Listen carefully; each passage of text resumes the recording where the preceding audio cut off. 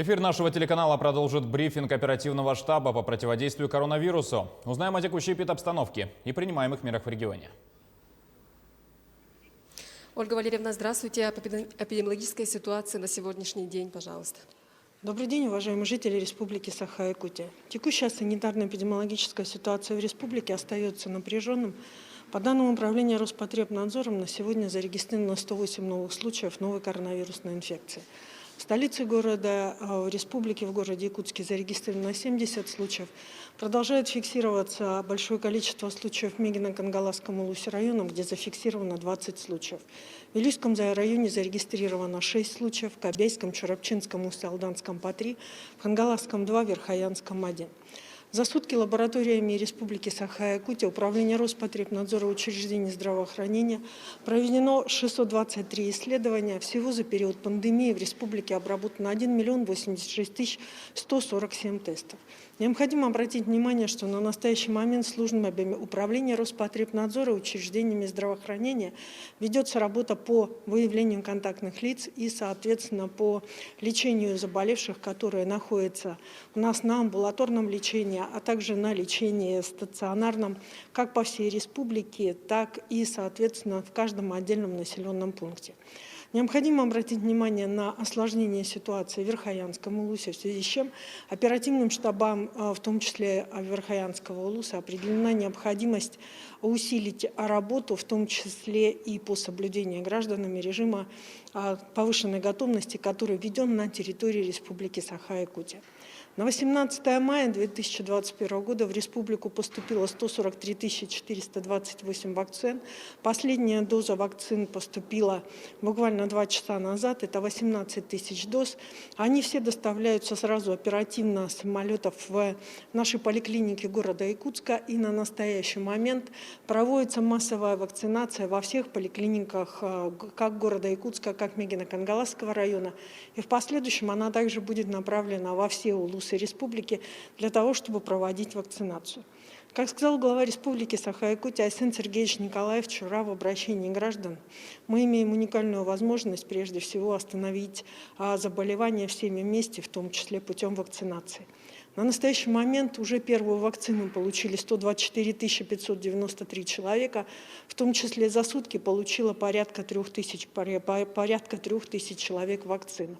Необходимо обратить внимание, что вакцинация является сегодня одним из единственных способов, который всем вместе даст нам возможность решить проблему нераспространения инфекции. В связи с чем я обращаю внимание на оставшиеся ограничительные нормы поведения, которые установлены указами главы Республики Саха-Якутия в режиме повышенной готовности, а также на необходимость прихода в наши медицинские учреждения для вакцинирования. Здоровья всем! Спасибо. Это был брифинг оперативного штаба по противодействию коронавирусу с последней информацией о текущей эпидобстановке.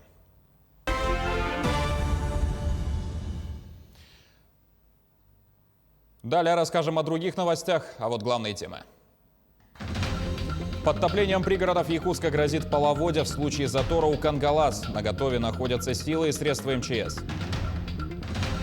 Производство текстильной продукции и одежды сильно сократилось в Якутии. Исправить ситуацию призвана профильная госпрограмма. Карину Колесову из Якутии, сумевшую победить рак и помогающую другим, наградили знаком «Горячее сердце».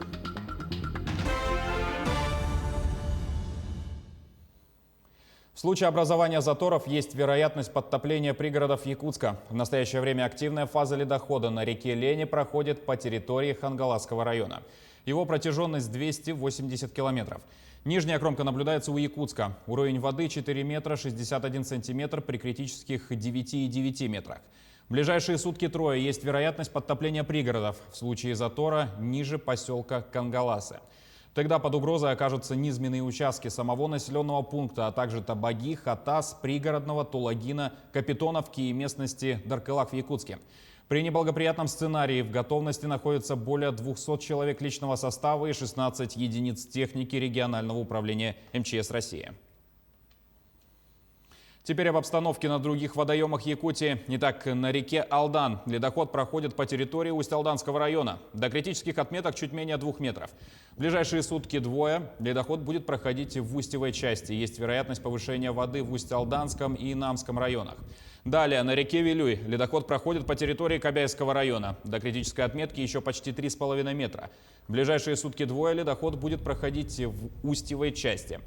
На реке Оленек активная фаза в Оленекском районе. Уровни воды в норме.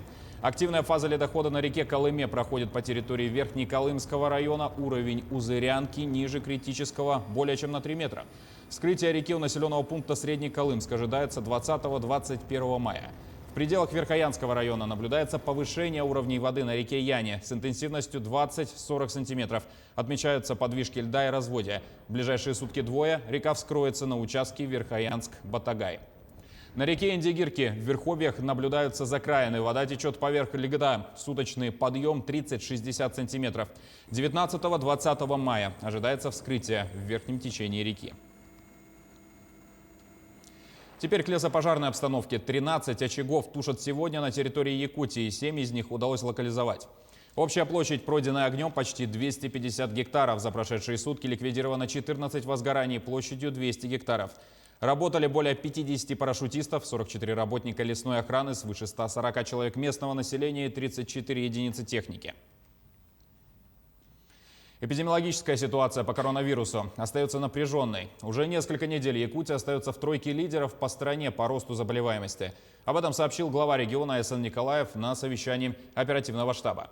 Николаев уточнил, что ухудшается картина в Усть-Алданском, Татинском, Кобяйском и Мегино-Кангаласском районах. Также настораживают крайне тяжелые случаи инфицирования в северных территориях. Это Верхоянский и Жиганский районы. Сейчас в реанимации находятся 60 человек, из них 4 подключены к искусственному аппарату легких. Айсен Николаев приказал главам районов ускорить темпы прививочной кампании на местах. Почти полсотни поправок поступило в Госдуму для обеспечения послания президента. До конца весенней сессии они будут рассмотрены и приняты. Об этом сообщила депутат от Якутии Галина Данчикова на онлайн-встрече с журналистами. Речь идет о ежемесячном пособии на детей от 8 до 16 лет и пособии по временной нетрудоспособности по уходу за больным ребенком.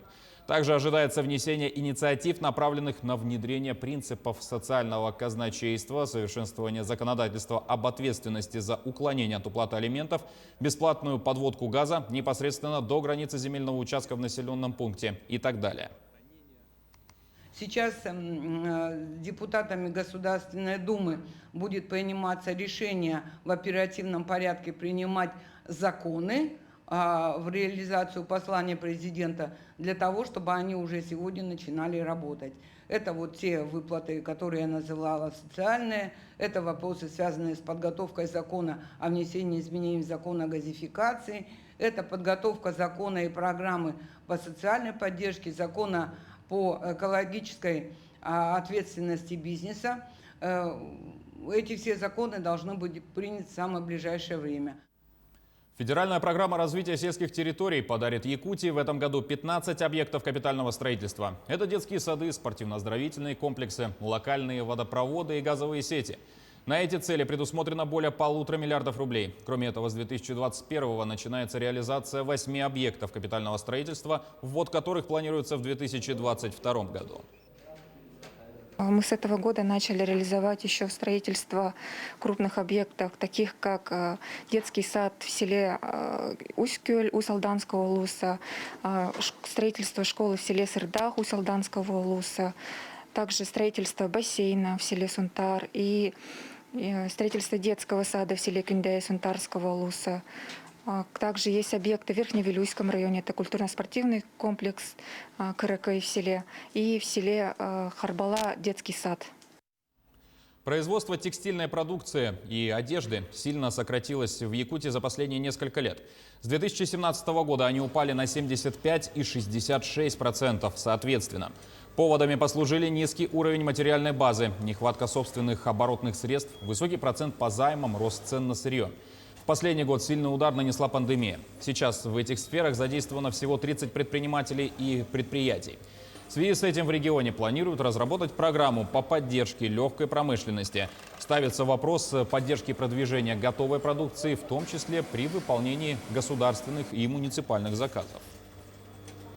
Такие институты развития, как вот федеральный, это фонд развития промышленности, он предоставляет субсидии на приобретение оборудования, на модернизацию. И вот для экспортно ориентированных есть и программа по субсидированию части транспортных расходов на поставку своей продукции.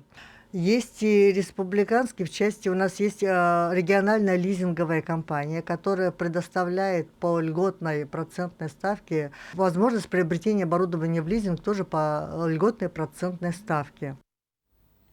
Командующий войсками ВВО генерал-полковник Геннадий Житко прилетел в Якутск и ознакомился с ходом работ по кадетской школе. Ее откроют в рамках реализации программы патриотического воспитания «Авангард». Ранее премьер Якутии Андрей Тарасенко обсудил с министром обороны Сергеем Шойгу строительство объекта. А сегодня командующему войсками ВВО презентовали будущее центра и план-проект развития кадетской школы. Он отметил, что на центр «Авангард» в Якутии будет сделан особо акцент и упор среди субъектов Дальнего Востока. Следом за укреплением материально-технической базы идет и в том числе оснащение новыми объектами непосредственно якутской кадетской школы. Соответственно, выходит на новый качественный уровень уже образования в якутской кадетской школе, дополнительное образование. Вот. И в целом появляется возможность реализовывать новые масштабные проекты не только в интересах наших 140 обучающихся, да, но и в интересах всех детей республики. Карину Колесову из Якутии, сумевшую победить рак, наградили знаком «Горячее сердце». В 10 лет врачи поставили девочке диагноз «рак крови». О борьбе с болезнью Карина рассказала в своем блоге в Инстаграм. На сегодняшний день у нее уже более 62 тысяч подписчиков. 7 месяцев, которые девочка провела в стенах больницы, она писала о том, как нужно верить в себя и не сдаваться. В августе 2020 года врачи сообщили, что у Карины стойкая ремиссия. Так, спустя 2 года лечения она снова пошла в школу. Юный якутский блогер после преодоления своей болезни начала оказывать благотворительную помощь детям с онкозаболеваниями. Ее наградили дипломом и знаком всероссийской инициативы. А к этой минуте все. До встречи в эфире.